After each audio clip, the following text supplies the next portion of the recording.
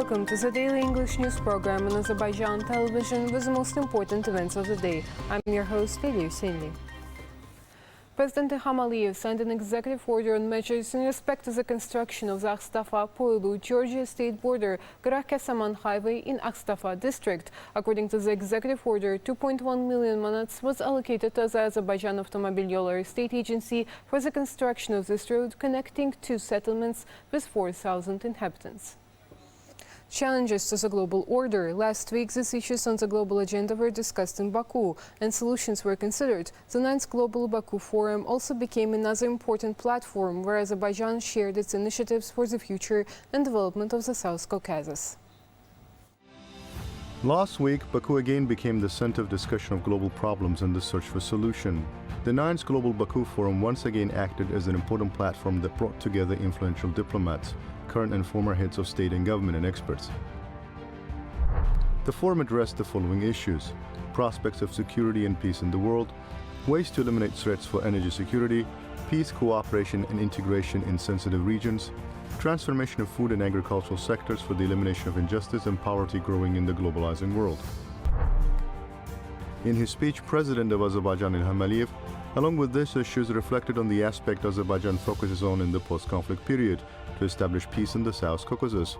The Azerbaijani leader once again brought to the attention the initiatives of our country in the name of peace and cooperation, the roadmap for the future development of the region.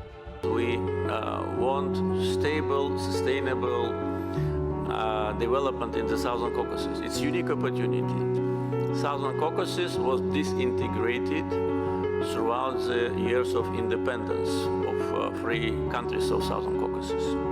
For 30 years it was disintegrated because of Armenian occupation. So now it's a time to establish peace, establish cooperation, and Azerbaijan is working on that. As it is already known, Azerbaijan came up with 5 basic principles on the peace agreement. These principles are based on the norms of international law. Baku is confident that these 5 principles can become not only a fundamental guarantee of long-term peace, but also a factor of cooperation and sustainable development. To continue the process, it's important first of all to resolve the issue of clarification of borders. This process also have started, and the first joint meeting of the border commissions of Azerbaijan and Armenia took place last month on the border. And that was also symbolic that both sides met on the border, and that was also an important message that there'll be progress. Of course, we understand that it's a long way, but it started. Another important point is related to the opening of communications. The Zengezur corridor, which Yerevan is approaching with doubts, is among the points of both trilateral statements and the Brussels agreements, and Armenia must finally fulfill its obligations regardless of its alternating mood. While Baku provides unhampered access from Armenia to the Karabakh region, where the Armenian population of Azerbaijan lives, Yerevan does not take practical steps to open the Zengezur corridor, which should connect the mainland Azerbaijan with Nakhchivan. But all speculations aimed at dragging out time are in vain. Deliberate delays from Armenian side of giving us this access is counterproductive. It reminds me of the times of negotiations where Armenia was delaying, and just winning time. And what was the result of that? The result was total defeat on the battlefield and on the political arena. The result was that Armenian ideological basis was totally dismantled. Thus, the Baku Global Forum was also important from the point of view of designing a constructive, fair, peace and international law-based approach of Azerbaijan to the region, as well as a reminder of the futility of all desires outside these frameworks, including revanchism.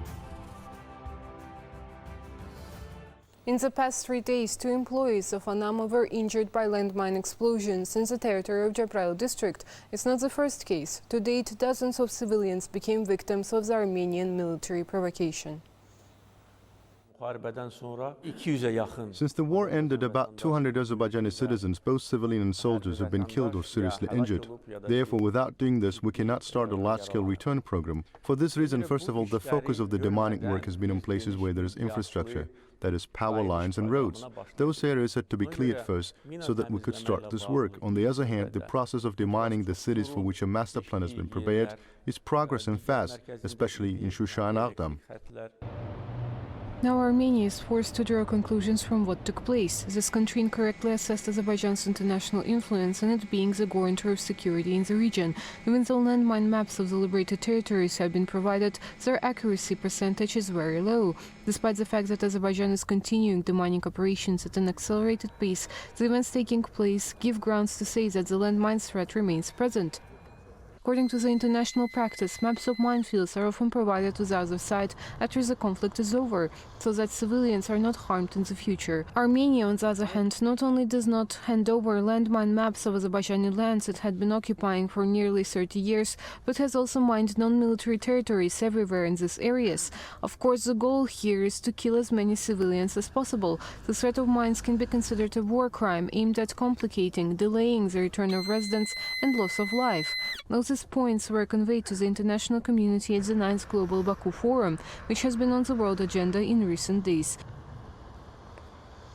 Armenia's steps in regards to the landmine issue show that it has not given up its hostile intentions and wants to prevent the restoration of peaceful life in the liberated territories and the return of people to their homes. However, just as Azerbaijan liberated its lands from occupation, it is also able to clear it of mines. Armenia, on the other hand, must give up its terrorist intentions and prevent provocative actions on the border, because otherwise it is impossible to achieve peace, stability and security in the region. The summer session of the Parliamentary Assembly of the Council of Europe kicked off in Strasbourg. The session is expected to discuss a number of issues of concern to the entire continent. In the first part of the meeting, European parliamentarians adopted a draft resolution on the presidential and extraordinary parliamentary elections in Serbia. In the coming days, there will be an exchange of views on the threats to European security, the consequences of the Russian-Ukrainian war on migration, the threat of anti-Semitism in the old continent, and other important issues. Secretary General of the Council of Europe, Maria Picinovic-Buric, and the Chairman of the Committee of Ministers, Minister of Foreign Affairs and Defence of Ireland, Simon Coveney, are envisaged to deliver speeches. King of the Netherlands and the President of Greece are also expected to address the Assembly. The Azerbaijani delegation to the Parliamentary Assembly of the Council of Europe is also taking part in the summer session. The Global Parliamentary Conference is being held in Istanbul, organized by the Grand National Assembly of Turkey and the Interparliamentary Union. Speaking at the opening of the conference, Speaker of the Turkish Parliament, Mustafa Sentop, spoke about the contribution of the parliamentary democracy and parliamentarians in the solidarity and cooperation between states. Chair of the Milli Meclis, Saibe Gafarova, noted that liberation of the occupied territories of Azerbaijan, which had been under occupation for 30 years, created new realities and opportunities for peace and development in the region. It was stressed that the large-scale reconstruction work will make Karabakh and Zangezur attractive for tourism, investment and business. The European Union supports the establishment of peace between Azerbaijan and Armenia. The organization's special representative for the South Caucasus, Stoivo Klar, wrote this on Twitter, quote, "I am pleased to read President Ilham Aliyev's statement on the Global Baku Forum. Now it's time to establish peace and cooperation and to move to practical implementation. The EU strongly supports this."